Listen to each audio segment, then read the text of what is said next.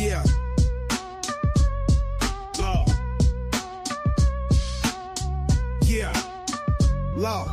Biggie in the cut, story to be told. Rich running numbers, mind dripping in gold. Ghetto mathematician, slick with precision, piling truth in the streets, clear with the vision. The people's pundit, speaking for the block, saving the hood, ticking time on his clock. Charts and stats, playing this forever, bro. Rich redefine the game when life gets tough. Two-pack with the fire, Rich got the stats, trading street pain for polls and facts. City's dark as night, he shine that light beam. Statistics save you in a real life dream. From Cali to Brooklyn, the world spreads quick. Rich got the numbers, deep politics, the shtick. We talking data, not drama. Truth over noise. Ghetto economists revamping the boys. The people's pundit. That may be my favorite line right there. The hood, ticking time on his clock. Charts and stats, yeah, truth ain't a bluff. Rich redefine the game when life gets tough. No cap in his step, just clear analysis. Let's go. So what do you... Welcome to What Are the Odds? For those of you who missed that on Inside the Numbers. Somebody made that, Robert. What do you think? That's good. I love it, dude. I was like, what? Because I was talking to Mark Mitchell. We were doing a stream when Trump did his joint session. And it's like a thing in this world where, like, if you're Mark or you're me, they say, like, you're in the polling ghetto, right? And it made me think of that, like, Biggie Pac remix, In the Ghetto, another day in the ghetto. So sorry, man. And next thing I know, I wake up in the morning and somebody dropped me this and they were like, yeah, I made this for you. I was like, all right, nice. All right. So welcome to What Are the Odds with Barnes and Baris. You think, I just got to say this up front before we talk about California, Robert, you think people are starting to realize what you and I have been saying for the better part of a decade almost? It's been that long now, for crying out loud. We're getting that old. The judicial branch is broken.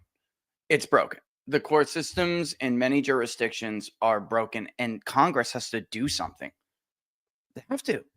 Yeah. I mean, there needs to be, and the DOJ, because it's at the state level, it's at the federal level, it's at all those levels, and it's the judicial branch and the bureaucratic branch are the two anti-constitutional, little d democratic systems and institutions of influence in American politics that continues to undermine the ability of the people to get what they want through elections.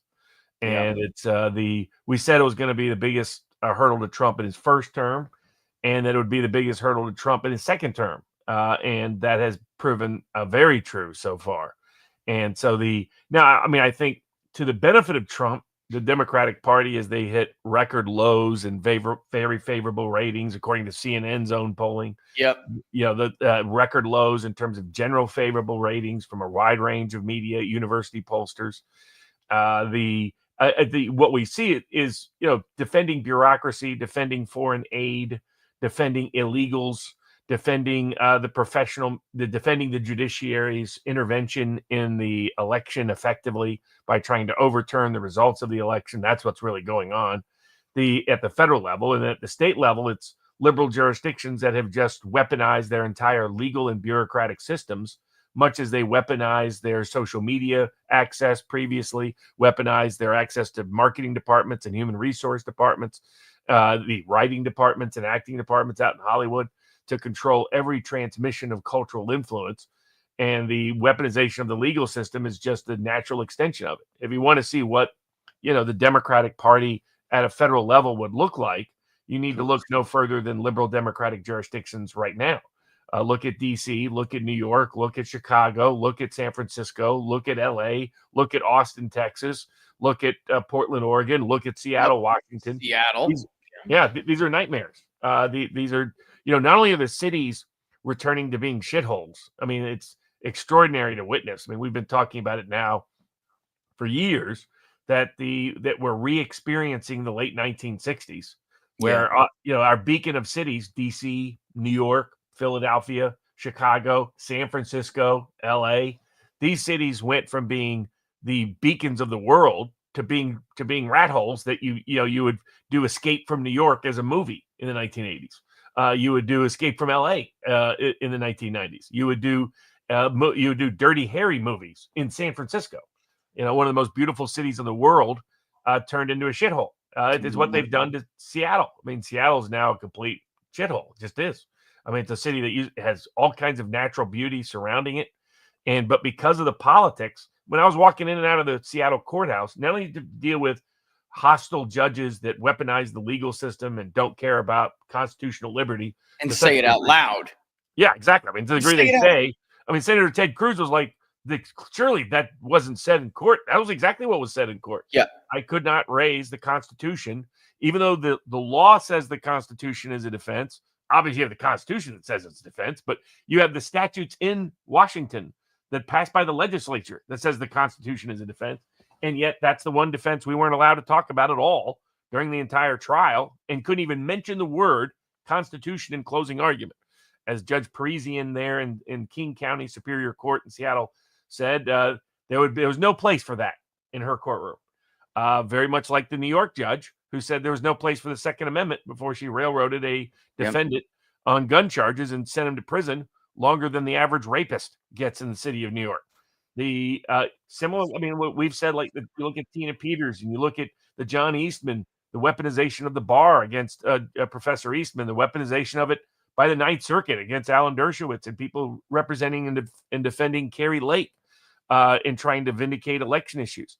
That in terms of election interference, cultural imposition, and political weaponization, the judicial branch is as hostile now as the bureaucratic branch has become. And the overcoming it is critical if we're going to restore constitutional liberty to the country. Yeah, and you can't rely on the Supreme Court to save you. Like you shouldn't be one Supreme Court vote or one voting majority, one vote majority away from the whole thing coming down every time we have one of these politically charged, cases that go before it. And by the look at it, Amy Coney Barrett, by the way, I gotta point this out. I'm not trying to pat us on the back, but it's true. We told them not to go forward with Amy Coney Barrett. That she was, and we were some of the only ones saying. One. Oh, you had the Ben Shapiro. She's so great. What a win, right? The old right that is just stupid. They think they're super smart and they're not, right? Why would you not appoint someone like LaGoya, like a migrant who knows firsthand leftism, knows what it does to the economy, to your community, to your family, and overall, ultimately, the survival of your country. Someone who knows that, who has family history there, flees, comes to the United States, lives the American dream, becomes a judge. I mean, I just don't, and by the way, is actually a member of the New Right Coalition as far as like the voting demographic, right? I mean, absolutely. It made much more sense. I mean, we said warn people that Barrett, it comes from, and it's also recognition of the broader political trends and directions and motivations within the coalition. Yeah. And if you understood that the Southern aristocratic wing of the GOP, just because it's attached to the Catholic aristocracy rather than the Protestant aristocracy of the South, because she was from Louisiana, you understood that was a wing of the party that was holding the party back politically and is utterly untrustworthy on any set of policies, economic or foreign policy. And George W. Bush made that crystal clear. Biggest expansion of government entitlements in the last 50 years happened under George W. Bush. In terms of what he decided to do, the building blocks of the global financial crisis occurred under George W. Bush. The disaster of multiple dumb wars happened under George W. Bush. The growth of the surveillance state against individual liberties was under George W. Bush. I mean, that old Republican coalition is broken, and the old Southern aristocracy is who needed to be thrown away. The Republican Party, I think, made a mistake all the way back when they made an alliance with that. The most, other than the old working class portion of the Democratic base, the other longest Democratic portion of the Democratic Party was the Southern aristocracy that gifted us the Civil War and a lot of other things. So as somebody who grew up in the South, this was not a group. This was a group to overcome. Like you have two groups to overcome. You have the old Yankee Republican aristocracy that barely exists anymore. Kevin Phillips was talking about as silk stocking Republicans back in 1966. Yeah. But that's a problem in states like California. The people who still think Pete Wilson is governor, that wing, the California GOP. Now, to their credit, on this Sunday, yesterday, the California GOP fixed the problem of trying to rig what had happened was someone had tried to rig the California GOP election, screw over the base again. Some of those people hired me as their counsel, and to their credit, the new general counsel came in and said, we got to fix this and not keep it up. But it's sad that it's taken this long. I mean, you look at thank God Kevin McCarthy, frankly, is out, is no longer in office, because, you look at where is the Republican Party future? You can get a microcosm of the problems in California, and that the Republican Party is becoming a working class party, and the future swing voters that are going to dictate elections are low propensity Trump voters. Do they vote or not? And younger working class voters who are disproportionately Mexican, disproportionately Venezuelan or Colombian or Latin, white. Non-white. Asian, African American. They're younger, they're working class, they're millennials and Zoomers. They're going to decide they're the reason why Republicans weren't able to pick up Arizona and Nevada in the Senate seats, is the drop off between Trump voting and Republican voting down ballot. And if they're going to win, hold on, in 2026, that's target group one. And how they made it in California, it's that interior valley, how the Mexican American vote trends is whether they're going to pick up enough seats or not. As well as like Asian influenced working class, middle class areas in Orange County and other parts of the state. And Democrats are gifting it to them potentially. And you look at what's happening in Seattle and Washington, and they've gone so crazy that the city's become an undesirable city to live in. Literally going in and out of the courthouse, outside the whole courthouse, there's a whole bunch of homeless people dealing drugs. That's just right there. It's an open drug bazaar right outside the King County courthouse in Seattle. And they give you an idea, the homeless think they run and own it all. They just jaywalk all the time. Lights mean nothing. All of a sudden, you'll see cars stop and almost crash over and over again. It's like watching late 1960s, early 1970s Dirty Harry movies about what San Francisco was like. But that's not an affirmation of the Republican Party doing anything right. That's the Democrats going so nuts, and even the legacy media pollsters are showing that, like you said, that's them going nuts. So, talking about this when we were discussing in California over the weekend and talking, I'm like, I'm going to make some phone calls. And they're like very excited about the gains they made in local elections in LA. And one said, as it turns out, people don't like being raped and mugged on the streets, But that's not the same thing as you are attracting people to your party, that you are doing what Trump did for himself. That's not the same thing. And you know what? Actually, I was going to show a picture of, I will. All right. So they did elect a new chair. Thank God McCarthy's out. And we'll see what happens with his sycophant, who was supposed to be his number 2, Jessica Patterson.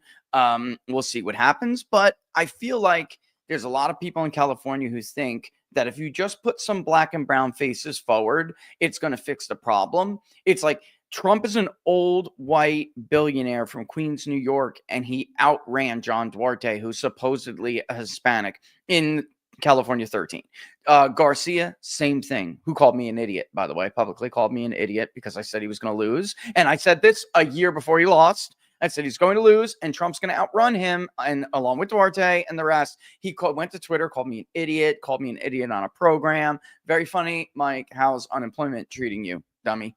Anyway, so here we are, because they're going back to them.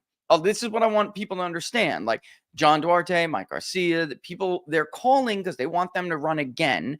And they're calling people that they're afraid of running who are MAGA and trying to get them to sit down. Don't do it. Just let them run again. We don't need disunity. I agree. So you step aside. You lost. How about you just throw your support behind the MAGA candidate, who's not only going to bring the face of the new coalition, but the policy. Like, voters know when you're full of shit, Robert. Like, if Duarte tries to run around like he's MAGA this time, no one's going to buy it. If Garcia is going to pretend like he wasn't Ukraine first, no one's going to buy it. You know what I mean? Like, this is what I worry about. So we got Corin Rankin elected as a GOP chairwoman. What are your thoughts here? So at least some higher ups in the party are recognizing some degree of the problem. Yeah. But it is representative of the bigger issue, which is the donor class and the professional managerial political class that has dominated political parties in the country. And in places like California, representing an ancestral ties to the Republican Party that no longer Yeah. exist in that That are community. gone, dead. They're just gone. Worrying about appealing to San Diego or San Francisco or West LA Over, brother. is it's a waste of time. The growth is all in East LA. The growth is in the San Fernando Valley. The growth is in the interior of the state. That's why Trump is making such massive inroads and developing gains. But the only reason why Republicans aren't piggybacking off of it successfully for state House seats, state Senate seats, and critically congressional seats is because they keep embracing this old Republican Party of the 1980s. It's like watching the movie The Candidate, and they're pretending the Orange County is old school and law and order. It's you got to the populist zeitgeist and the party has spent the last decade suppressing and excluding these new working class voter groups that were coming into the party, the new MAGA wing of the Republican Party. Now, at least this convention, this past weekend, they walked back from making that mistake and corrected their errors. So that's a good that's on the right path, but it needs to continue to be that way. And at least what I'm seeing nationally at the Republican Senate Campaign Committee, the Republican Congressional Campaign Committee, the Republican Governors Association, I'm really not seeing enough indicators that they understand how they need to embrace MAGA, because I'm still seeing the same. We've got now open seats in New Hampshire. We got open seats in the Midwest, in Minnesota, and in Michigan. Those are excellent pickup opportunities for the Senate 2026. And if you're going to hold in the House, or even gain in the House like they should have this last cycle, but for their poor candidate choices and campaign consulting choices. And the reality is Trump and Vance have probably, Vance, I think, probably has more incentive to do it for a wide range of reasons, his own presidential aspirations, for example. His future. They've got to start putting populist people in at the RSCC, at the RCC, at the people picking governors races, state House, state Senate races. They've got to get away from this political class, donor class dominance of candidate recruitment. This is what I heard too, concerns about Corin. All right, that if she turns out to be too Trumpy for what you said with the donor class is really the issue here. If she doesn't turn out to be like a Jessica Patterson, who's very transactional, Trump will praise her publicly and does when he went to give a speech in Anaheim and he was like, "Oh, she's doing great. I love her." Look, he does have some bad people around him telling him things like Jessica Patterson's like an ally. She is not. She can't stand Donald Trump. All of these people cannot. Not all, but I will name them. She was the one coordinating. She was the one complicit in this effort to exclude from the delegates a bunch of MAGA people. Of course. And it was only after, a bunch of them hired lawyers like me to come in and say something about it that they actually did any corrective action. It's just, and people don't know. It's like people ask, well, why did Republicans underperform in the House and to some degree in the Senate?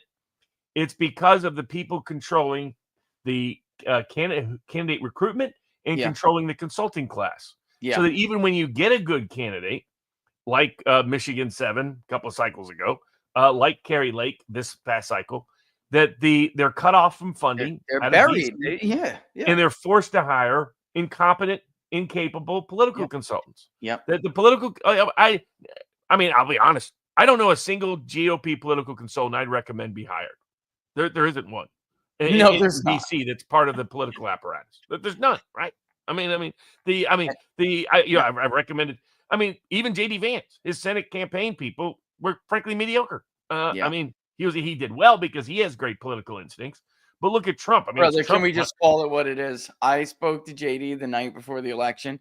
His pollster was giving him a tide race, and basically that he was just a hair ahead. And I had just polled Ohio, and I was like, JD, here, you're gonna win by at least 6 points. He won by 6 points. And I gave him 3 different electoral scenarios that we thought we saw playing out. And he took a breath and was like, "Man, that's what it feels like out here." He's like, "But this is what they're doing." I'm like, they don't know what the hell they're talking about, brother. Right. Just ignore them. And just ignore them. They also want to raise money off of you. So Tony wants to send out a Vance +2. So Tony's friends can then do an email blast that says, the race is close. Give us another million last minute, which they will take in pocket because there's no way to spend that money in the final day because they don't know what a get out the vote operation is. So let alone like, are they going to fund one at the last minute, Robert? It's all very laughable when they did do this. They did it to Blake Masters. They did it to Kerry Lake. They just, because this is an important part. And by the way, speaking of California, David Giulia. They make phone calls, don't give to this guy. And then all of a sudden, this guy went from raising $400,000, the most of any Republican in the Central Valley in a single quarter, to raising nothing, like $30,000 or $40,000. That's the power, folks, that they will do, that they have. And it's unfortunate, but it's just true. You remember Cassidy in Mississippi 3? He actually forced the other Mike into a runoff. And then by the time McCarthy was done burning up the phone 6 weeks later, he was cooked. He couldn't raise anything and he got destroyed. They wasted all that money, by the way, in Mississippi 3, making sure that someone like Guest wins. I mean, just dude, it's the biggest hurdle to the Republican aspirations is the Republican Party. Is the institutional elites, the donor class, the professional political class, the even the conservative media class that all hated Trump, still hates Trump. A lot of these people are pretending they don't, they do. Yeah. And it's exposed in some of these little things like delegate battles in a county in Central California. Oh, I had that up on the screen. I forgot about this, by the way. The resolution. Sorry, I had it up. I mean, it's an indicator. I mean, especially the Kennedy Gabbard edition, the Make America Healthy Again edition, the anti-deep state edition to the Trump coalition. Hate them. I know it's especially powerful potentially in places like California. And so there's this the Democratic implosion is creating an extraordinary opportunity for right populists in the Republican Party. The question is whether they take advantage of it or not. And so far they are erratic and inconsistent at taking advantage of it. And it's like, God bless Trump. There's probably greater priorities than Thomas Massey if you're going to deal with a problem. I had to ask you about this. You did it yourself, but I was going to say, look, there are things Massey does that I like, and there are things Massey does that I don't like. And yeah, you caught me with a vape moment here. Whoops. But is Massey the priority right now? Like, Robert, I'm feeling like this guy, his team, and you and I have had this discussion before. He always needed like a Bannon figure or somebody who maybe even like a Mark Mitchell, right? God knows I don't want to work in the White House, but like somebody who understands the Trump coalition, not just the base, everybody who makes up this, like, in many ways, loosely associated. Like a Massey constituency is one of them. A Kennedy constituency is another one. A Gabbard constituency is another one. And then these low propensity people that make up all of these different ones that we're talking about, they need them to come out and they need Trump. Like, that's why his approval rating is dipped. Because they are it's not that they're doing anything wrong. It's the perception that they're putting off and what they're choosing to focus on that's getting attention. And a lot of people are feeling like, wait a minute. I mean, I'm more concerned about the economy. I'm more concerned about healthcare, or more than the sense that you hear from Democrats. That word, in a greater expanded definition that you hear from Democrats, medical freedoms, things like that, Fauciism. So there are all these groups, and even if they do understand some Trump voters in that White House, Robert, it's the base, and that's it. I would argue that some of them around very close to the president don't even understand them. And he's getting like textbook White House isolationism, like where like you are isolated and you don't know what the hell's going on outside those walls. Well, an example is the Wisconsin Supreme Court race. Yeah. Because that's going to be the decisive vote in the Wisconsin Supreme Court. Yeah. Which will in turn be the decisive vote for how elections are conducted in the state of Wisconsin, in which we're going to have key gubernatorial, senatorial, congressional, House races and redistricting, et cetera. It should have been a high priority of the Republican Party. High priority, frankly, for J.D. Vance's political machine in terms of developing his future. And I've seen very little evidence of that. I mean, apparently Musk became concerned, and now he's helping balance the funding equation. But like turnout's going to be a huge issue, and Major issue. Major. Always they is. have not shown the ability to get the Trump vote out without Trump at the top of the ticket. And that's problem one. And then like here's another classic example: judicial races, like places like Pennsylvania, like places like Wisconsin, where you have judges on the statewide ballot. The problem is they keep nominating Barrett types to these positions, and working class voters in those states have no interest in having more corporate right-wing authoritarians replacing corporate left-wing authoritarians. There's an opportunity because the liberal nominees are often nuts, but the conservative nominees often come from, they look like Bushites rather than the more populist wing of the party. And so it's the donor class to a degree, but it's the institutional apparatus of the party at every level, national, state, local, that continues to suppress dissident populist involvement and engagement, whether it's candidate recruitment, whether it's trying to exclude candidates, whether it's candidate fundraising, whether it's candidate financial support, whether it's political class people. I mean, think about all the people that ran the campaigns before Trump. All those people hate Trump. Stuart Stevens and all those guys in the world. Why do any of those people at all, anywhere affiliated with them, get any money from any campaign? I mean, it makes no sense. These are incompetent people that in an honest marketplace, Republicans cannot champion the free marketplace and continue to have a monopoly on who is permitted to represent and advocate for campaigns, who is recruited for office to run for campaigns, who is funded for those campaigns, and who is supported institutionally for those campaigns if they're going to succeed. Because otherwise they run the risk of looking like the Tories or the risk of the Canadian conservatives who have they went from 90% favorites to win the Canadian election to even money because they don't know how to handle the Trump situation inside Canada. And all they're doing is, and the Tories may not exist in the UK in 10 years. The Reform Party may completely replace them. After being super dominant in the era of Cameron, what did they do? They mishandled Brexit. That's it. I mean, that was the beginning of the end. They decided that, Zelensky was the next Churchill. Yep. And it was just like a series of bad decisions. Theresa May's got to leave. Cameron's got to go. Then May's got to resign. It's just like a Bush level collapse of a party that had such a bright future, not even bright future, dominance. I mean, folks, liberals were getting like 20% of the vote, like for a while. I mean, it was really bad. They were losing it's called their red wall. It's the flip in Britain.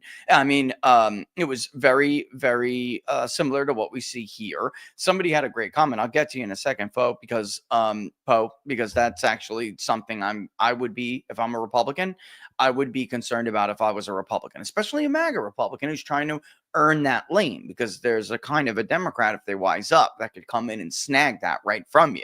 And I don't think they understand that. I think a lot of people, especially partisans, don't really get how normal people think, and don't understand how someone could easily just abandon you and go and vote for a Democrat that they think is like a Jason Altmaier of old Pennsylvania, like the Obama era, the Obamacare no vote, somebody like Altmaier, he voted no on Obamacare. He still lost because he was punished as a blue dog Democrat. But somebody like an Altmaier or a blue dog comes back and runs in these areas, and Republicans are going to be cooked. The Central Valley is another example of that. In a place like California, you keep running these donor class candidates. And by the way, that's how one got their nomination, folks. He was a donor class candidate.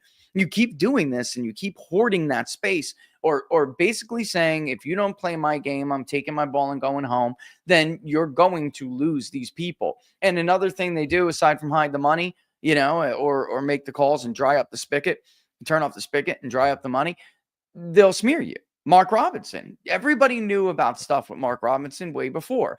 The Eric Erickson consultant class straight threatened Team Trump and said, if you endorse him, and if you don't stay out of this race and you endorse him, then this is coming out. The Democrats didn't find that information. That was Republican opposition research from the Eric Erickson crew, and I'm using his name on purpose. And they gave it to the Stein campaign, who then gave it to CNN and others to investigate, which they didn't. They just took the oppo and published it, and that ruined the guy. And by the way, the country club Republican kind of judge appointments, the Republicans lost the Supreme Court race. Now, yes, it was stolen. Yes, they got a judge to go and say you can count votes that were predetermined to be illegal. I mean, I'm not going to go down that road. Yes, that's true. But guess what? None of those votes changed the outcome of the presidential race, which he still won comfortably over Harris. So had he performed as well as Trump, he would have stomped into the ground anyway, and they wouldn't have mattered if they counted a couple thousand votes that previously were determined to be ineligible. So, I mean, they just don't learn the lesson. Wisconsin, Brian Hagedorn, perfect argument. What the hell are you thinking? Nobody's going to elect a Brian Hagedorn type anymore unless the turnout on the left is so low, which is what happened with him the first go around. The turnout was so low, Republicans were able to eke it out. And by the way, 10X is out there in Wisconsin right now trying to redirect. They did, we did. I mean, I played a part in building that database, a large part. They did have a presence in Wisconsin. It just wasn't as big as in Michigan. And look what happened. Michigan voted at a larger margin for Trump than Wisconsin did, which blew everybody away. But that's because of the field presence. They're getting no help right now. None. And the election's coming up, brother. It's March 17th. I'm not a big believer in special election trends. To the degree those special election trends amplify a pre-existing trend, which is we're seeing in the industrial Midwest and the Southwest, and when there's special elections held, the Trump voter is not turning out for these low rent candidates, and so it's a major risk. It's the biggest hurdle. The only hurdle Republicans have to succeeding in the building a lasting electoral majority at many levels of government is entirely the Republican Party, because the Democratic Party is not putting up a fight of any comparable, of any quality kind. They're not competing for these voters. I mean, the extraordinary capacity to constantly attack Robert Kennedy and people like that, that's just a huge mistake on the Democratic Party side. They keep taking the bait in that respect. But the Republican brand is still a diminished brand, tainted by the Bushites. And I mean, I think the thought process of trying to run as a Democrat in blue areas, I get the idea. I just think the Democratic primary is increasingly a closed primary, effectively, because of the professional managerial class left takeover of their party. I don't know if populism has any better chance in the Democratic Party than it does institutionally within the Republican Party. If the advantage that populism has on the right is it has Donald Trump and J.D. Vance and Bobby Kennedy and Tulsi Gabbard, in the current administration. People who are very effective populist voices or sub-constituent components of those voices. And I think Kennedy's doing a good job. Now, I think I was going to go over what you thought administratively in terms of how the administration is done. I mean, I think Kennedy and Gabbard are doing good. What Gabbard predicted about Syria came true within a month. That all the warnings that she's been saying for years, and that was our most controversial issue at the confirmation hearings, confirmed very quickly, as the new Islamist wing that is in control of Syria goes out and starts summarily executing Christians and others in the country. Unfortunately, I hope Trump, delivers on Ukraine and doesn't allow all these efforts of all these people from Europe, especially, to sabotage and betray him, because that's a critical part of delivery. But I think, and then Kennedy's been doing good. Kennedy has to step in to get rid of the bird flu vaccine that Brooke Rollins was floating. I mean, so far, advancing small There's a farmers. perfect example, by the way. Brooke Rollins. There you go. Yeah, but Brooke Rollins has not delivered so far. A bunch of people told me, don't worry, she's okay. I was like, nobody in the farm community knows who the heck she is. So why is she in charge of the USDA? And it takes Bobby Kennedy to make sure the egg prices start coming back down. Making a statement from HHS was something that should have been her role. And she was completely failing. Instead, she was obsessed with forcing, pigs that get on those corporate farms into the California food market. It's like, yeah, this is somebody who doesn't have a clue. Keeps saying, I understand MAGA and Ma. No, clearly, Brooke, you don't, Brooke Rollins. And Yeah. so, and then Pam Bondi. I mean, how do you get rolled by the FBI on the Epstein case? This is what I would say on that. And this, because Pam Bondi is a really good example of like what I would say in response to so much of this. And by the way, folks, just for you, Robert is right. Like the bottom line is it's a close. I mean, they're picking who they want. The only danger for Republicans is if they decide, Democrats are really good at being full of shit. And if they decide that they're just going to put up a show and run like these MAGA blue dogs, even though they're not true, Connor Lamb. Think of somebody like that. Okay. If they start putting people like that up everywhere, they're going to take a lane. And it's like you're talking about blue areas. Urban areas are where Trump made such big gains with non-white voters. If you lose them again, you're back to the initial Republican base. I mean, it may be minus some because you didn't deliver on certain things. Like it's just it's a big vulnerability right now. But Robert, with the administration, expectations are the perception and expectations are the problem. The guy's been in there 6 weeks and he's allowing the narrative to be framed like, that if it wasn't done yesterday, he's failing it at this, right? And he's getting distracted too easily. Pam Bondi should have known they were going to slow roll that and they were going to try to make this. And by the way, those people inside the bureau, they think we won that fight. Inside they did. Now it's coming, and especially with the JFK stuff, I do have some inside information. It is coming. Just set the correct expectations. I mean, it's a lot, folks. It's a lot that they've been hiding for a long time. They threw a whole bunch of stuff in your lap that you already knew and chuckled at you. So all because it was just like the expectation game, and Bondi should have known that. It's not just her. You watched her in Florida more than I did. My take on Bondi is, like Rollins, I think is just in over her skis, in over her head. I think she may mean well. There's people who know her personally who tell me that she does. And it's like, well, they have one of the easiest things to do. Brooke Rollins is to publicly announce no more harassment of the Amish and Amos Miller. Right? That's an easy win. Easy win in Pennsylvania, key state. Yeah. The Amish as Food Safety News and other publications stands for something. That case, exactly. And as they reported, the Amish guaranteed that Trump was going to win the presidential election. I mean, that you can. Food Safety News is a publication that hates Amos Miller, hates the Amish, hates me, but they still admitted that after the election. They're like, this backfired politically on Democrats going after the Amish and Amos Miller. Even McCormick saw the gold in that story. Even Dave McCormick. And so it's but what happens? Pennsylvania wins. Republicans win the Attorney General's office, and the Pennsylvania Attorney General keeps harassing Amos Miller, demanding invasive discovery, still trying to shut him down. And it's like they just don't get the message. It's another party that the institutional elites control the party and keep suppressing the MAGA wing that is the natural. Pennsylvania is a state that some political analysts believe within a decade will be a Republican lean state. For the first time in a long time. But what's betraying it is Republican political leadership in Pennsylvania, where they're not, taking smart corrective action. Easy thing for Brooke Rollins. And I think similar to Pam Bondi, I think she means well, but she's in over her skis. The corruption of the deep state at the CIA, NSA, that's something that Tulsi Gabbard understands and is trying to dismantle. You're not dealing with the Florida Department of Law Enforcement anymore, dude. It's exactly. Corruption at the FDA, CDC. That's what Bobby Kennedy is trying to dismantle.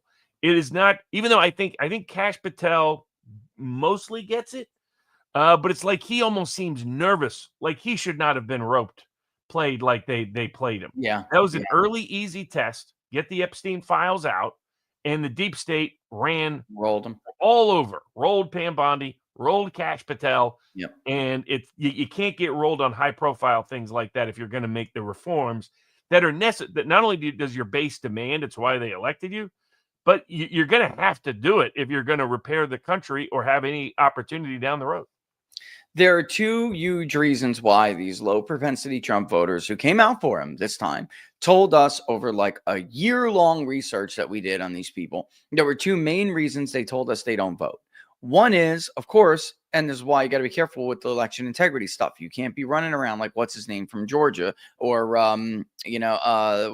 Sidney Powell even, and making it out like no matter what, your vote doesn't count, because it gets in their heads and they think it doesn't matter. My vote doesn't matter, so it's not worth my time. The second reason, overwhelmingly, is because they're both parties are full of crap. And there's no difference between them. So, like, even if you elect Republicans, and like the Attorney General in Pennsylvania, you're not going to get a different result. And that is playing into that mentality. So it's like it's quite literally one of the two worst things you could do if you want to keep these people and you want to motivate them to vote. And this goes back to what I said before. Republican, and you did too. I mean, these consultants that are in the Republican consultant class, they don't know these people. They don't understand them, Robert. So, and the people around the president, they don't know them. I don't give a damn what Tony Fabrizio polled for the Wall Street Journal. He has no idea who these people are. He's not even talking to him like that anymore. So, like, who's talking to the president about this stuff? And he's got great instinct, but anybody who is president, I don't care who you are, you start to get very busy, folks. It's a hard job. And someone needs to be there to ground you and anchor you and remind you, like, on a daily basis. And I literally have suggested every day, this person, him or her, whoever it is, goes and speaks with the president in the Oval Office. Everybody else gets the fuck out, and give them 20 minutes. This is what's on the day agenda. This is what the press team is thinking of doing. This is because Trump sets, folks, for those of you who don't know, when you're the press secretary in a Trump White House, normally in any White House, your job would be to set the message for the day. Not in Trump's White House. He wants to set the message. So, like, immediately in the morning, somebody could get with the president real quick and just say, this is what we're doing today. This is what we're rolling with. I can't believe how bad they botched last week with the Bureau of Labor Statistics inflation report. They should have said nothing. Nothing is, Mr. President, are you going to use an ancient law to throw people out of the country? The answer to that question, folks, is, did you see inflation return to normal this morning? Did you see? Like, that is the answer to everything. That's why the black mother in the ghetto voted for you. That's why. Because of prices and because of, the ability to throw out people who are taking the social infrastructure in this country away from her children and giving it to illegal immigrants. All right. Plus the cost of things, her ability to pay rent, her ability to go to the grocery store. Right. And by the way, the shelter index was still up this month. So, like, you have to recognize what that means for these people. That's why the voter in Clark County, and you got to remember this guy. I'm sure you do. That's why the voter in Clark County told us they were going to vote for Adam Laxalt and never did. And then when we re-interviewed him, he voted for Biden in 2020, folks. And he was going to vote for Laxalt because he was over inflation. He was like, man, I screwed up. Trump was the way to go. I want Trump back. Guess what? He voted for Trump. He did not vote for Adam Laxalt, even though he told us he was going to vote for Adam Laxalt. It's not that he voted against Adam. He didn't show up. All right. So you're talking to that guy. You're not talking to the country club Republican in the South. You're not talking to the MAGA hat wearing guy in the Ohio River Valley, although you always should. But you got them. That's it. I mean, like, the country clubbers are always going to be that adversarial relationship with you. And the Ohio River Valley guy is always going to be your number one fan. Actually, your number two fan. The number one fan is a South Florida Hispanic voter. All right. That's actually Trump's most solid vote, apparently, which even I underestimated this time. All right. But it's the other people who are loosely connected with the coalition, Robert, that they are not speaking to. And that's why his approval went from 56 to 52. That's why his approval went from plus 18, even our polling, to plus 2, plus 4. Like, he's not below, he's not underwater like the media polls are showing. But man, it's close now again. You don't need that shit. Well, you yeah, should have a massively positive approval right now. And I think he needs to deliver on the Ukraine piece. He does. Not get dragged back into that conflict by hook or by crook, like Europe is trying to do, and deliver on that front. Continue to deliver on the immigration and other front, but also if you're dealing with people who are truly sabotaging your efforts. I mean, what's happening at the party control levers is sabotaging populism far worse than Thomas Massey disagreeing about a continuing resolution. Yeah. I mean, it's just one, Massey's not beatable. Massey's very popular in No, Covington. he's not beatable. In fact, I think he would have the leg up if he decides to replace McConnell in the Senate from Kentucky. And because he's got the libertarian wing and then substantial parts of the populist wing, the anti-war wing, the anti-surveillance state wing, the Tulsi Gabbard type wing, and the Robert Kennedy wing. He's been the number one advocate in the Republican Party for small farmers and food freedom in ways that, Trump so far has failed to deliver. Massey has delivered. So, so I think those are, I get people irritable at Massey being consternacious and stubborn, but that's not your biggest problem if you're Trump, is having the stubborn libertarian on issues of continuing resolutions and budgets. Your problem is the bureaucracy, the judiciary, and the institutional Republican elites. But Robert, when are they going to fight? Like, you know what? And I do think, and I would agree, people are like, but he's a grandstander. Yeah, I actually do agree with that. Guess what? He's a politician.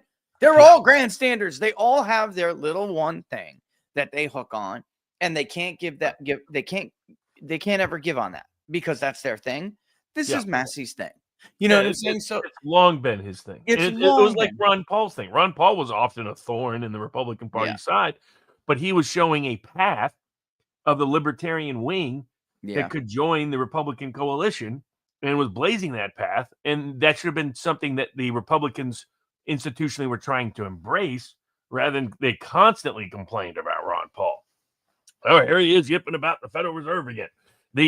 So forth. I thought Trump's idea and Musk floating the idea of putting Ron Paul at the Fed, that'd be awesome. I mean, my God, that would be something significant, like to keep that wing of this coalition animated, motivated. Because if I was running things for Trump politically or the Republican Party, I'd be focused on how do I keep you have a majority support in terms of the issues. Yeah. What you need is vote, get out the vote. How do I keep the MAGA low propensity voter motivated to vote? And how do I keep working class independent, younger independents, disproportionately minority on our side and also willing to vote? Because the script is flipped from 2014, 2010. Where Democrats were the low propensity midterm party and the Republicans were the high. It's now Democrats have natural edge because of the professional upper middle class always voting. Especially they have liberal authoritarians in their pocket. So that's your school teachers, your nurses, your government bureaucrats, librarians, your doctors, your PhDs, your master's degree. Those people vote no matter what. They always turn out in jury duty. It's a problem when dealing with liberal Democratic. It's a huge problem for us, right? So how do you keep them engaged? How do you keep them committed? How do you keep them believing? And Kennedy's doing his part, Gabbard's doing their part, but they need to deliver DOJ. They need to deliver not only with Congress has got to do something with the federal judicial branch. Senator Lee, to his credit, is talking about some dramatic ideas. Senator Grassley, God bless him. I think he's a little bit late to the party, but at least he's joined the party. Head of the Judiciary Committee. Finally talked. Congress has plenary power over the judicial branch. There's long historical illustrations. Thomas Jefferson in 1802, Andrew Jackson during his first term, the FDR very effectively. The Supreme Court was going to gut the New Deal. He said, well, maybe you guys need some extra judges, and voila, all of a sudden the New Deal's constitutional again. These are, one can disagree with what FDR was trying to do, while at the same time respecting how to use tactical power. The Congress says they could completely take away the jurisdiction of every federal judge in America below the Supreme Court. They could, so that they have no power to adjudicate anything. They can eliminate any district they want. They can eliminate District of Columbia. They can eliminate the Southern District of New York. Why not eliminate these liberal Democratic pockets of jurisdictions? Just get rid of them. Don't have them in state capitals where basically Democrats, you can see it, they're rigging these cases by being able to select the venues they go to. Just get rid of those districts. Get rid of the big budgets. These judges don't need these big budgets. They don't need all these law clerks. They can't get the Constitution right with 4 law clerks. Just give them 0. Take away U.S. Marshal supervisory control from some judges who at least think they have it. There's arguments about that legally, but they shouldn't have executive power to begin with. Take away their ability to issue sanctions. We've seen how they abused it. They tried to even issue sanctions against Dershowitz related to Kerry Lake's case. Yeah. Totally baseless grounds for any sanctions in that case. Take away their authority to do so altogether. So there's all these mechanisms available to Congress. And then it's going to be up to Harmeet Dillon, I believe, at the DOJ, the Civil Rights Division. That's the most powerful wing of the Justice Department. I was going to say, can deal with state lawfare. And we really, I mean, she's about to get in the next week or two. We really need her to seize the mantle of, I mean, Obama and Biden used the Civil Rights Division aggressively against anybody they didn't like politically. All we're asking is to actually enforce civil rights. That's including it. Stop the weaponization of the legal system by rogue state prosecutors and state judges. Letitia Adams, people like Letitia, people like the dear prosecutor from Fulton County, Fat Fanny, the rest of them, all of these people should be under investigation for civil rights violations. They either civil cases or criminal cases as may be appropriate. Some of these state judges should be under investigation. That there needs to be active involvement by the Justice Department, not only in cleaning up everything related to Epstein and the deep state corruption of the FBI and getting rid of the lawfare within the FBI, within the Justice Department, but also proactively using the Civil Rights Division to stop the weaponization of the legal and political processes, including the corruption of elections. People expressing concern about corruption of elections. I was just going to bring that up. Do something about it. The Justice Department, the Civil Rights Division under Harmeet Dillon. I was just going to bring that up. She has one of the toughest jobs. I'm going to tell everybody right now. Like, that is a fanatical left wing. Just their mission statement is honorable enough, but man, they are way off at this point. For instance, in Bucks County, where a supervisor's own son was denied early voting on the last day of early voting, they tried to close up parts of Bucks County, folks, where they knew that those early in-person earlies, which are really done differently with apps, but I'm not going to get into technical stuff of how you cast an early vote in Pennsylvania. But they knew that would be very Republican heavy. And they decided we're going to, tell people there are no ballots, come back on Monday, even though that's already too late. That was a perfect example. I mean, those are all tactics. Sorry, no tickets here. No tickets here, boy. Go home, come back tomorrow. Well, the election's over tomorrow. Like, that's exactly what the Civil Rights Division is supposed to take on. And they don't. They only get involved when it's like Republicans trying to ask for ID before casting a ballot. Then that's somehow, against the civil rights of voters and disenfranchising voters. But while they're forcing the real ID on everybody, right? I mean, I don't think they should be forcing the real ID on everybody, but that's the situation. So in May, you won't be able to travel domestically within the United States without basically a biometric ID. How is that happening? All over the airports. At the same time, they're prohibiting any use of voter identification to vote. I mean, the contradiction is extraordinary. So there's incredible capacity at the Justice Department to fix the weaponization of the legal system, to fix our elections, but it's going to depend on Harmeet Dillon being proactive and Pam Bondi not getting rolled like she was on the Epstein docs. Yeah, I'm trying to show people right here. I'll get it up in a second, but if you're not a traveler, maybe you don't see it. But it is everywhere. Real ID. It'll make your life easier if you are a traveler, no doubt. I mean, you're going to need to do it, really. But just walking through before, they got people, even Robert, coming up to you. Have you done Real ID yet? Have you done your Real ID yet? And I'm like, look, I just want to go home. All right. It's been a long 3 days. I just want to go home. I'll deal with it when it comes time. There it is right there. Be your Real ID self. I mean, this is going to be an issue. But the other thing is, they expect this, but they think it's unreasonable to ask you to be able to vote with an ID. If Dillon delivers, she'll be the next Attorney General of the United States. Yeah. So, I mean, she has an exceptional opportunity. And then the other division at the Justice Department they really need to use is the KETAM division. Because the great thing, like KETAM is to the DOJ, what DOJ is to the Treasury. So that the KETAM allows you to use anybody who's fraudulently received money in violation of American law and committed any form of fraud. The reality is you can't throw a rock at an NGO in Washington, D.C. and not be a fraudster. I mean, they're all massive scammers. They're all massive criminals. The Key Tam division could use, and you get to collect a bunch of money for the government. But, go after these big corporations, go after these big NGOs that were engaged in illegal obtaining of taxpayer money under fraudulent purposes or under fraudulent pretenses, including engaged in massive facilitation of illegal immigration, including bribing federal judges. Take a look and you'll find USAID and other NGOs tied to the family members of judges, including federal judges. That you wonder why are these judges suddenly concerned about USAID money, for example? Right. Oh, it's because you just scratch a little bit and you'll find the wife or the husband or the son or the daughter or the son-in-law or the brother is like Joe Biden's family, and they're somehow getting rich off of all this. So use the Key Tam division to effectively not only stop all of this indirect political campaign fundraising for the Democratic Party using U.S. taxpayer dollars, and also the illicit undermining of American power and politics domestically and globally, staging coups around the world, all of that regime change around the world, all of that domestically propagandizing our own audience in contradiction to the original intention of the Smith-Mundt Act and the rest.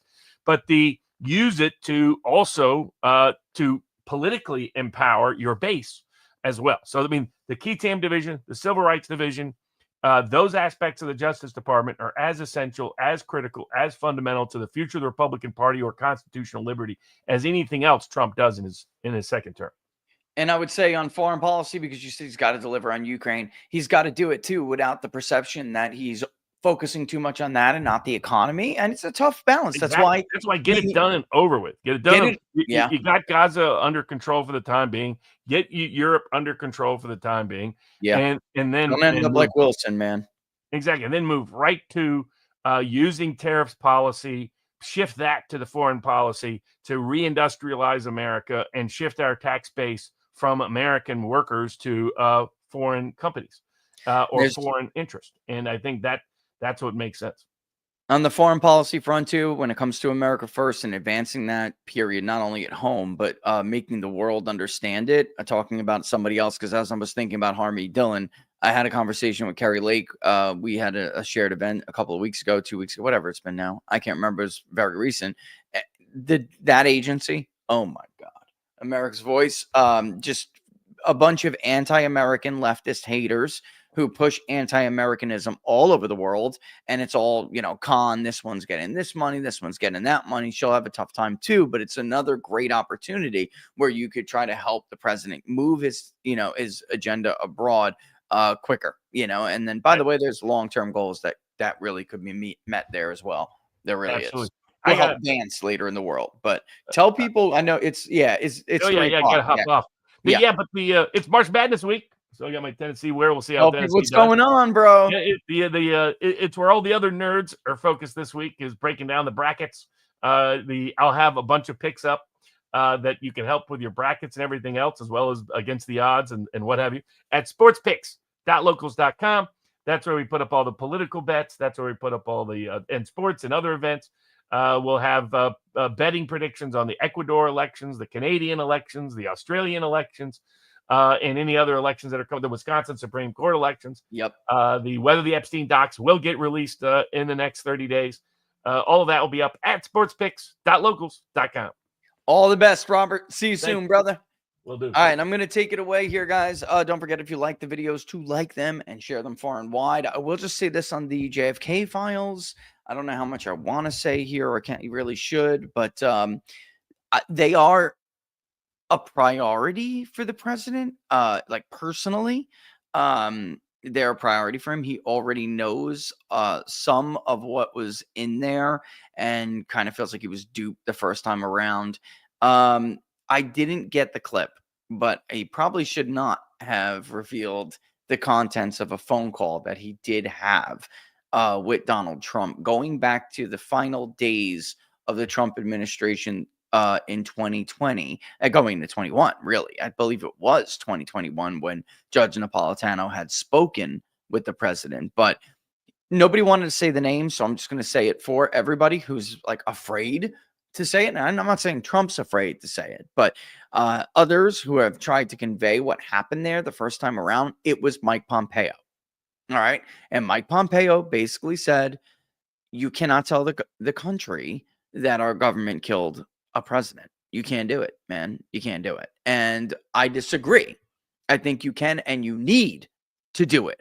So that is a priority. And I think probably we'll see some movement on that in weeks, maybe like 2 weeks. I really do. I think you may even get that before you get anything from Epstein, because so many people, Epstein is like, when you're implicating people who did wrong in the JFK situation, you're implicating people who are dead. The real problem is a problem of, does the American government now, does the credibility of the American government now take a hit from the actions of people who did some very bad things decades ago? Does that still harm? And that was Pompeo's fear, is that the agency, like, there will be calls to disband the Central Intelligence Agency, and he didn't want to deal with that, and there will be a forever broken trust. Well, that isn't that. I mean, my response to that is, that's on you, man.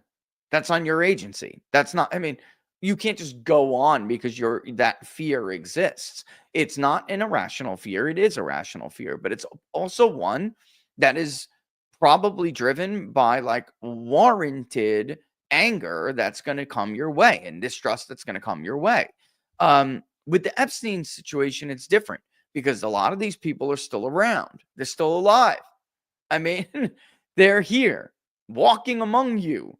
Many people knew for many years what was going on, and everybody turned a blind eye because he was protected by political friends. And that includes people in the Bush administration. All right.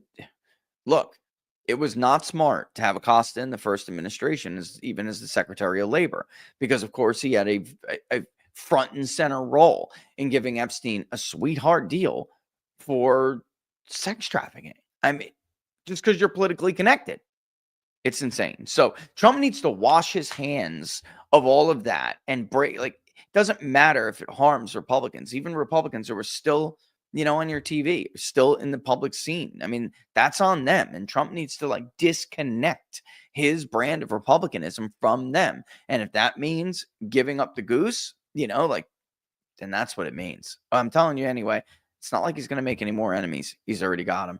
All right.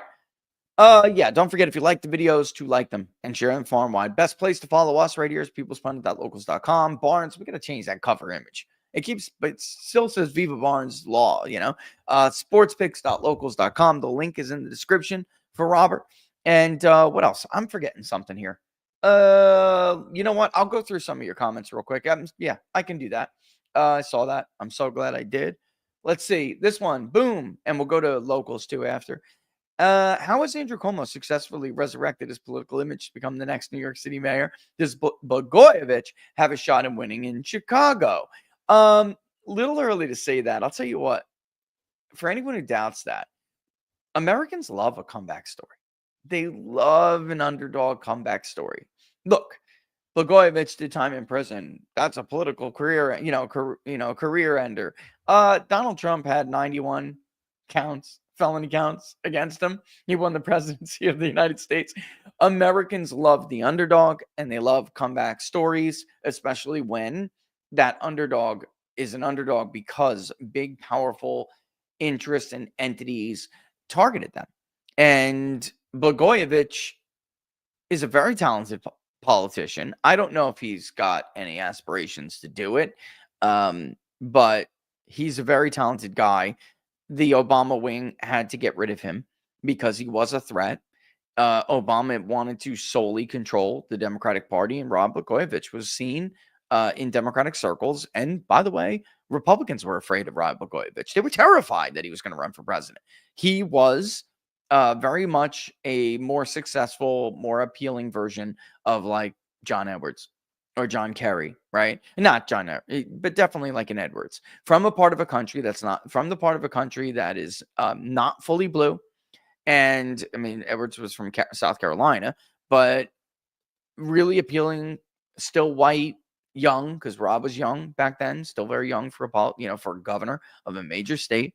And while Illinois is blue, it was surrounded by a bunch of obviously red areas in the Midwest and, you know, even purple. So he was a very, very much a threat to Barack Obama. And obviously Obama's from where, right? Not originally. That's probably another part of this equation, that Rob was more authentically Chicago than Barack Obama was. So he had to go. All right. So I don't know if he has any other aspirations, but Andrew Cuomo, that's actually a very simple answer. And Robert and I talked about it before. Democrats have lost their effing minds. It's the same way that his brother was able to resurrect at least some of his media career. He's able to go now on News Nation and other places, and he can go to the Democratic convention and say things like, all of this is for them. See those people in the skybox? That's what the Democratic Party's become. A bunch of corporatists, left-wing, so culturally crazy corporatists, rich people who are out of touch. And all of this is for them. They're up in the skyboxes. If you try, and this is what Foe goes back to Foe's comment about MAGA populists that are really like running as Democrats in blue areas. The real concern for Republicans should be when someone like an Andrew Cuomo decides, you know what, the real lane is the MAGA Democrat, like a Democratic version of MAGA.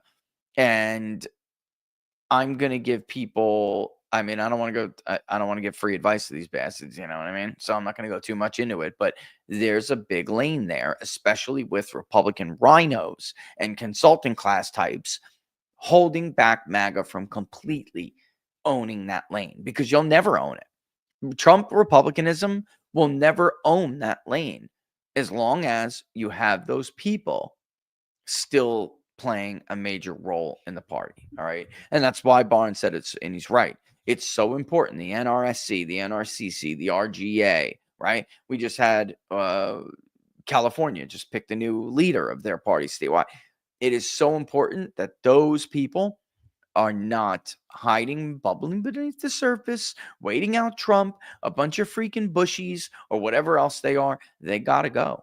Or America First will never own that lane. But the answer to that, Jonathan, I get it. I understand how, like, a normal person, a logical person would say, how the hell did he do this? It's very simple.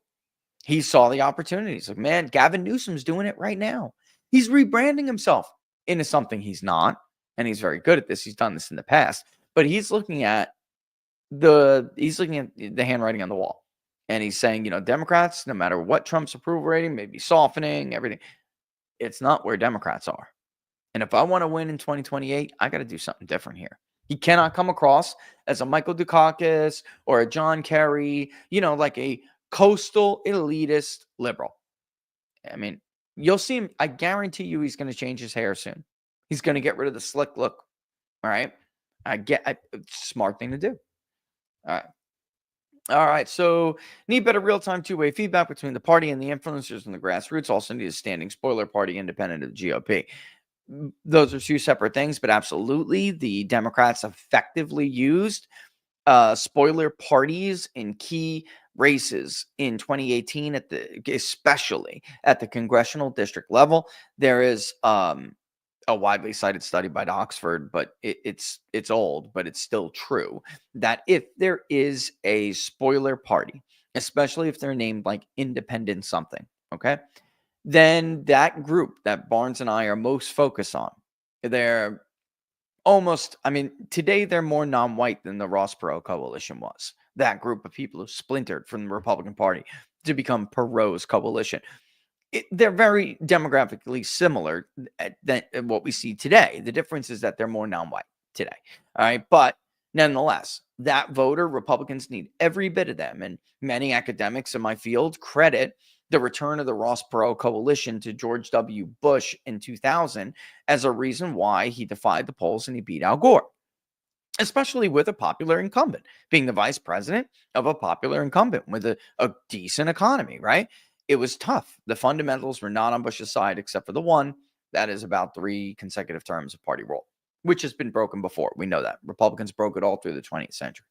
And so did Roosevelt with the Roosevelt coalition.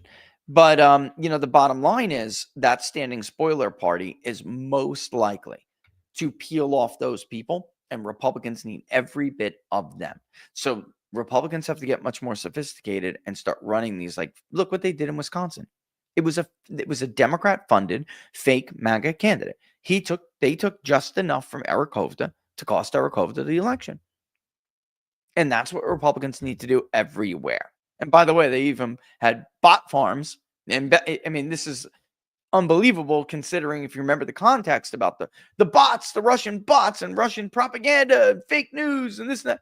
It was the Democrats who were doing it and using all of these bots to amplify their content, so they weren't just like these obscure spoiler candidate party, especially localized propaganda, localized pushing.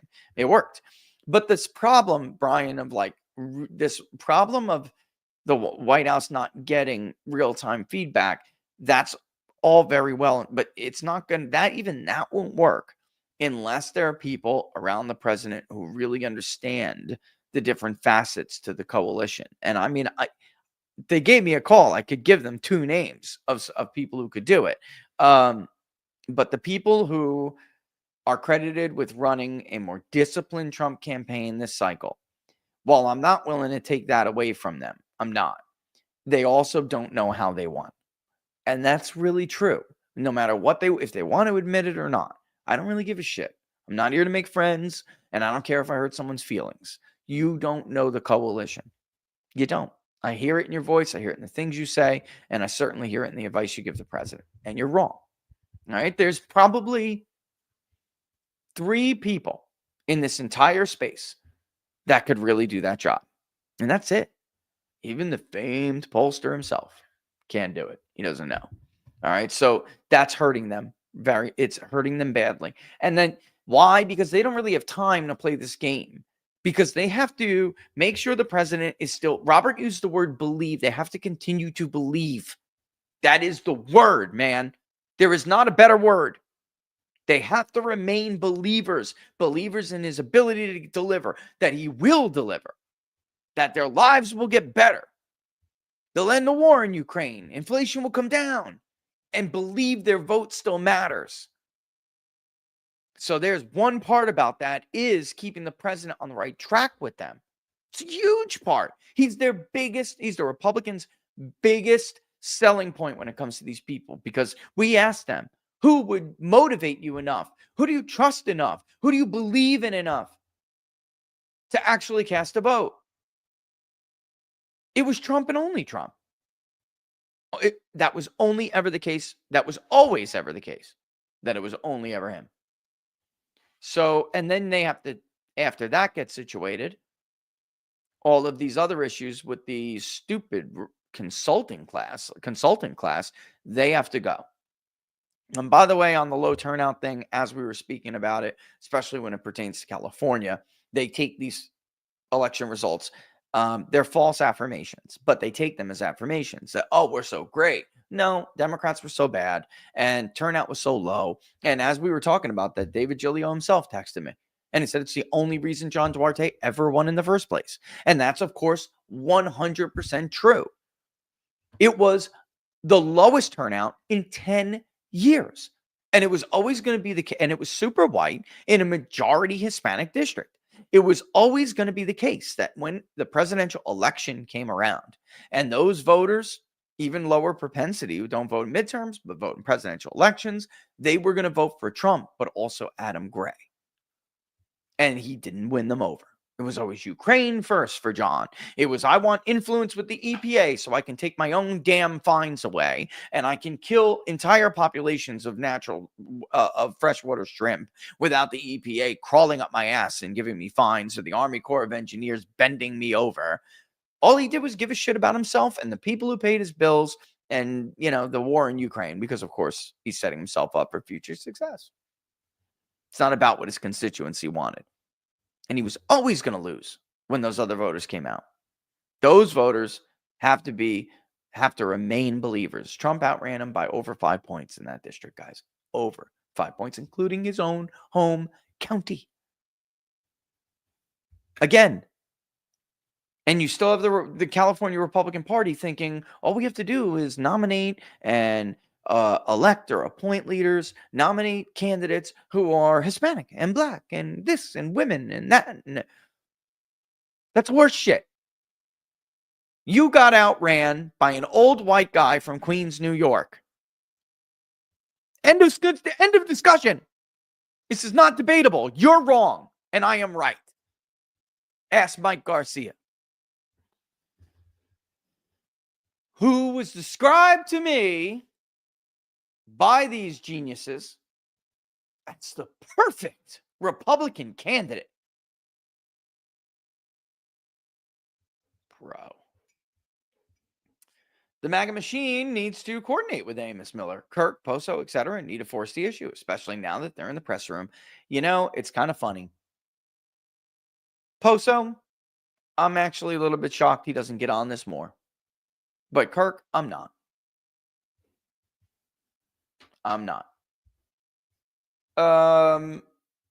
What else? Let's look at some other ones here. I just want to make sure I didn't miss anybody here. I'm sure I did. Give me a second. Oh, yeah. Oh, there's my own voice. Sorry. I had to go this way on Rumble in order to see your rants. There's a lot of rants. Okay. And Urishal said, Blanco is a rare masculine Democrat. Dude, Blagojevich is the old kind of, he is the old type A male personality that was part of the urban democratic machine of old. And it's very appealing to people like my grandfather who are lifelong Democrats, you know, Italian Democrat, or Italian urban machine Democrat. Geez, you voted Republican and you got your ass kicked by the mob or something. Like, you just couldn't do it in our neighborhood, bro. Are you kidding? You best vote Democrat where I'm from. All right. 5 boroughs Italian. You're voting Democrat, or else someone's going to tear down your Christmas lights. That'll be the least of your problem. No more chicken noodle soup from Rose every Sunday.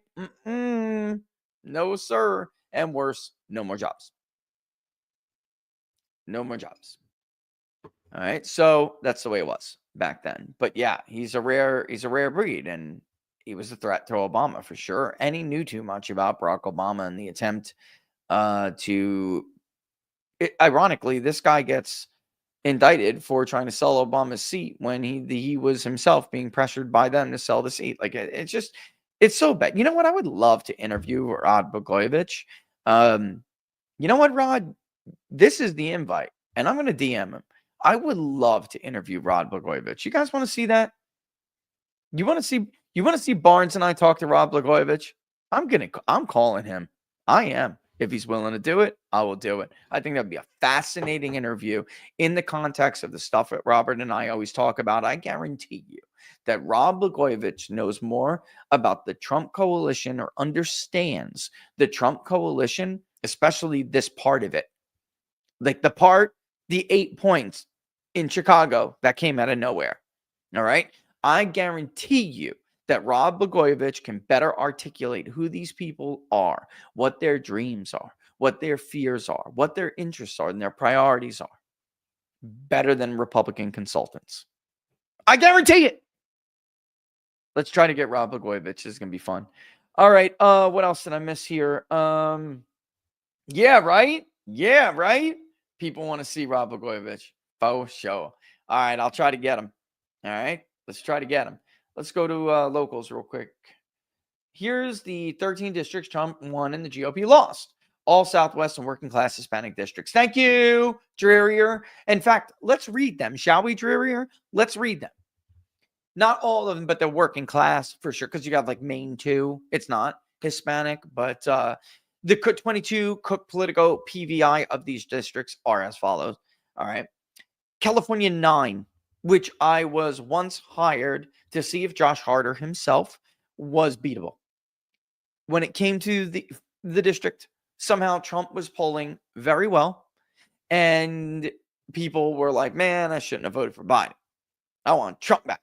Trump plus whatever, Trump plus 5, and not that district. I believe it was like Trump plus 2. And but Josh Harder looked unbeatable to the Republican challenger. D plus 5, and we had it modeled at D plus 6 in the polling we did. We didn't have it modeled that way. The demographics came out. That's, we don't wait for party. You know how I feel about that. But it was D plus 6. Rake, weight, methods adjusted for other variables was D+6. Cook PVI 22 was D+5. So that's one of them. California 9, California 13, which we talked about ad nauseum.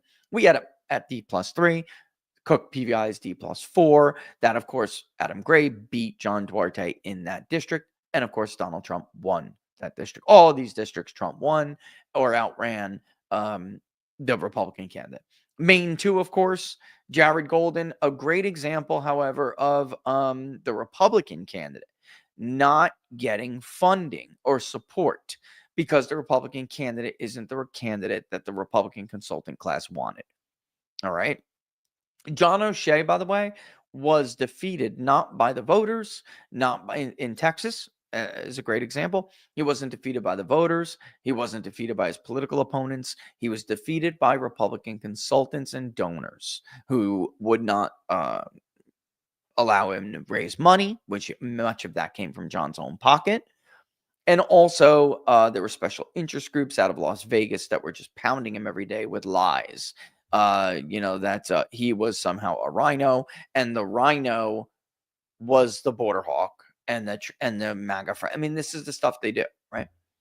But Maine 2 was, of course, PVI R+6. Trump won it overwhelmingly. Republicans struggling to win that district. Michigan 8, Nevada 3, New Jersey 9, New Mexico 2, New York 3, North Carolina 1. And what happened with Don Davis in North Carolina 1? Let's see. Right. Sandy wasn't palatable enough for the Republican consulting class, even though she by far performed the best in that district out of recent candidates.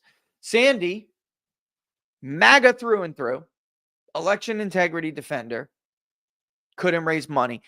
They couldn't beat her, even though they shut her out of the money game, not once, but twice. They still couldn't beat her.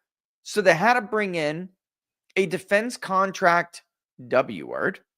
And she, bankrolled by the donor class, and by the way, successfully duped people like Michael Flynn and others, came in, and she was fake MAGA. Everybody could see it. And she lost. She lost the district that Republicans should have won, even though it's jerried. The district, if it wasn't jerried and the state Supreme Court did not overturn the map that was agreed upon by both sides, including the governor at the time, Roy Cooper, Sandy would have won that race. The only reason why she lost is because they took it, of course, to liberal fanatic judges, going back to Robert and I's original point, and got them to completely redraw the damn district. Unbelievable corruption. This was decided by the legislature, agreed upon by both sides, dealt with and signed off by the governor, and yet they did this. Tell me more about how you're the champions of democracy. What a load of shit. Anyway, they bring in this fake MAGA. Everyone sees right through it. She loses. Ohio 9. Same thing happened here. I don't want to get into it. We all know JR was smeared by the Associated Press and others with the blessing of the Republican establishment, to include Kevin McCarthy, even though he gave the guy a guided freaking tour around the district and basically did what a lot of MAGA people won't do, which is try to make peace with them and try to work with them. By the way, David Giglio did the same thing. They'll spit in your eye, dude. Actually, it's worse than that. They'll spit in your eye. They'll put their thumb in their eye and then stab you in the back. Texas 28, Texas 34. Another example of, as long as we put a pretty Hispanic face forward, we're going to win this district. No, you're not. And Trump's going to outrun you. But that's also the case, too, that there are just some people who don't like. 1 second. 1 second. You got that under control? I hope so. Okay. And Washington 3, of course, which was a textbook example of being buried by the donor class. And Joe was never going to get his reputation back once they ran him through as the next Hitler, which there were mailers of, next to Bernie Sanders. He's a socialist. He's a Hitler. That's Kevin McCarthy's Congressional Leadership Fund and associated groups. You think he's going to be able to rehabilitate his image after that? Come on. All right. Let's see if there are any more you want me to answer real quick, and then we will boogie because I do hear something about my son not being at the bus stop. I think people would be flipping out if it's what I thought I heard. All right. What is the status of the populist PAC? I mean, well, this is the problem. All that money's dried up at this point. Also, we want to have a populist convention here in Minnesota this fall. Steve Bannon's already on board. Also, please connect with David Penn and the Professor Penn. I mean, they're more than welcome to contact me. And, as my numbers in this world is not hard to find. Doing a primary on Massey is a special kind of stupid. 100%. I can list 10 people to blow money on who need to go like Corn and Ernst and your favorite boy Tillis, and list 10 more hammered any day. You may be sending that money to a surprising place. All right. Tell you right now. Do I have a 1775 coffee promo? No, we have Jam and Bean over here. Okay. And the promo code for Jam and Bean is TPP. I don't work with any other coffee companies. I know the family over at them. If you like medium roast, full body medium roast, give Jam and Bean a try. I also have been recently into teas, and Jam and Bean's teas are delicious. I love them, and they have a lot of cool stuff. Like everyone thinks maple syrup. They think Vermont maple syrup, and they have Michigan maple syrup, which is absolutely delicious. Golden. Right? They have a darker version too, but there's just a golden one. And we have those protein-packed pancakes that we have for the kids. And hell, I'll eat them myself sometimes when I don't want a big meal. And that I love with those Kodiak protein pancakes. Oh my God. Jam Bean's really good company. I probably just don't have that promo code up there, but it is TPP, like the people spawning. I've now become vessel in Utah for SLAW's people in need from Ukraine and Russia, helping them with immigration and reaching people. I was at the Salt Lake County Convention as a delegate, getting much more settled in, and the Congress people listen slightly more. One Ukrainian girl who came over, I am helping her file via WA. I don't want to use my imagination, but I hear what you're saying. Has a father in a hospital in Cerny, 50 miles from the front lines. When the power goes, he does too. I'll never forgive the GOP for this. This is the thing, too, man. They act like they care, Andrew, about the plight of these people, the Bush wing of the GOP. And they're full of shit. All they care about are the contracts, the military-industrial contracts, the jobs they're going to get as lobbyists or contractors themselves when they get out as a reward for making sure that Maryland and DC and Nova and other parts of defense contracting areas from Colorado to Texas and elsewhere all get their gazillions. They're full of it. It is never anything about the Ukrainian. It's not about the Ukrainian people. It's not about the Iraqi people. It's not about the Afghani people. These people don't care about them. They use them as an argument, but they don't actually care about them. And don't tell me they do. Have you ever left an interpreter to die in the home country? After you do that, then come back and tell me how much the American government, Republican or Democrat, really cares about the plight of these foreigners. They don't give a shit about anything but money. Should have Sean on, who's now the Deputy Secretary of Defense. Should have him on. Let's talk about his story with his interpreter. It's funny, everyone has the same story. Used, abused, left to die. All right. With that in mind, don't forget, because we are at the final comment. With that in mind, don't forget to like the videos if you like them, share them far and wide. The link to the public polling project is in the description below.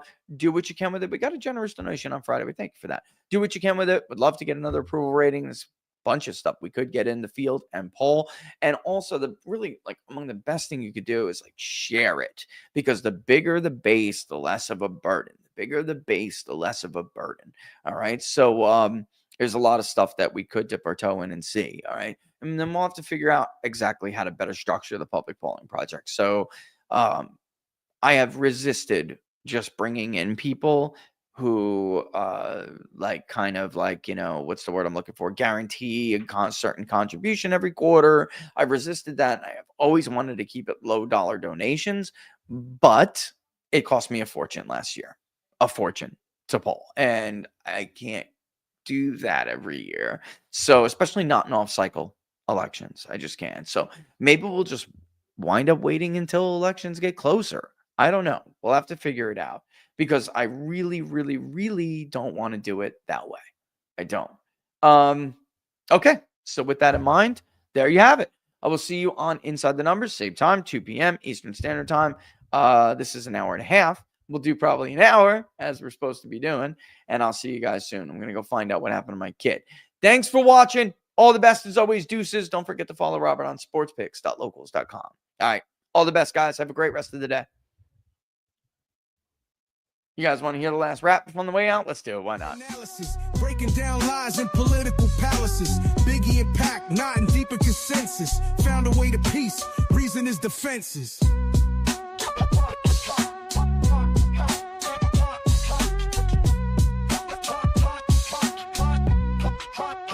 The bitch.